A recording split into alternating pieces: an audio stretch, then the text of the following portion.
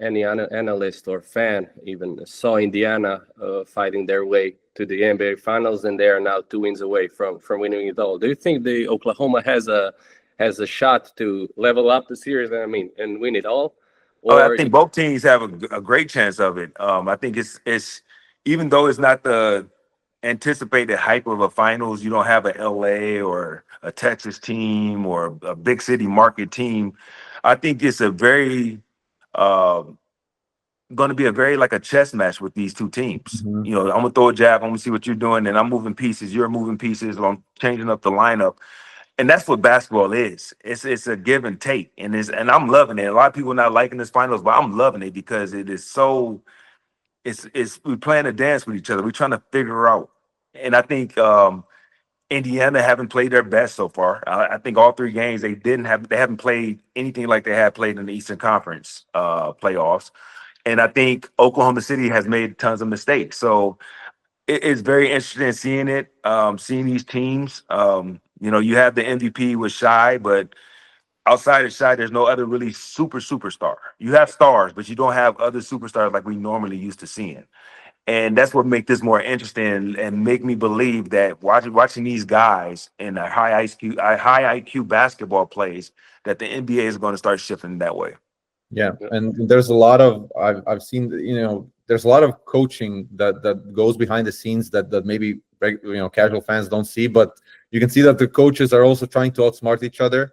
Uh, Absolutely. and what I love about this whole finals, if you're a basketball purist, if you really love basketball, this is the best finals that you can see. Absolutely. You're absolutely right. And it actually proves that basketball is a team sport where you don't rely on superstars. Okay, they can get you to a certain point, but you need 7, 8, 9 players to get the job done. What the thing I'm liking about this finals too is neither team is solely relying on 3-point shooting. Oh yeah. You got both teams that are literally getting to their mid range, and I'm loving every bit of it. I mean, I love that teams are figuring out 3 points, but they're not dying by the 3-point line.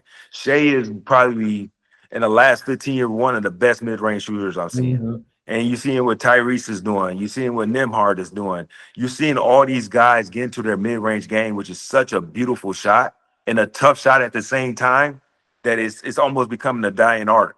But as a guy that lived in that era where mid-range shots were money, it is so great to see, NBA teams get back to that. Yeah, and when I saw players not switching and actually fighting through screens, I couldn't believe my eyes. I thought Absolutely. what am I watching here? What is going You're on? watching real basketball. You're That's what watching you're real watching. basketball. Yeah, exactly.